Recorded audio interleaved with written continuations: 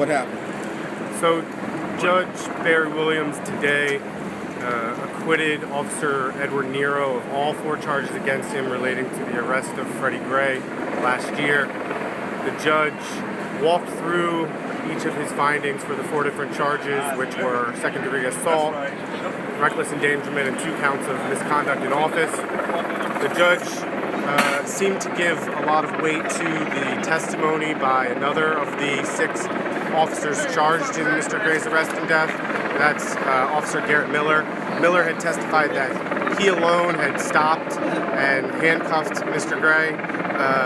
Judge Williams cited that testimony and other testimony that it did appear by the evidence presented in court that Officer Miller was responsible for the initial detention and not. Officer was associated with the failure to seatbelt Mr. Gray in the back of the van, where he ultimately essentially found that Nero could reasonably have assumed that either his superior officer, Lieutenant Brian Rice, who was in the van with Mr. Gray, or the van's driver, Officer Caesar Goodson, would have seatbelted Mr. Gray prior to the van pulling off.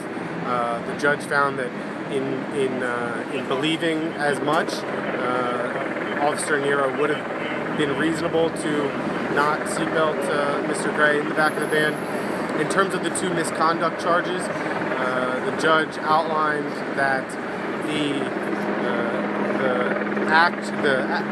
omission of seatbelting Mr. Gray and the act of detaining or arresting Mr. Gray, neither of those things were done corruptly, which was a standard that the state had to prove for the misconduct charges. The judge said that the actions of Mr. Nero were in line with what a reasonable officer would have done in those instances. And so, in conclusion, that's all 4 charges acquitted.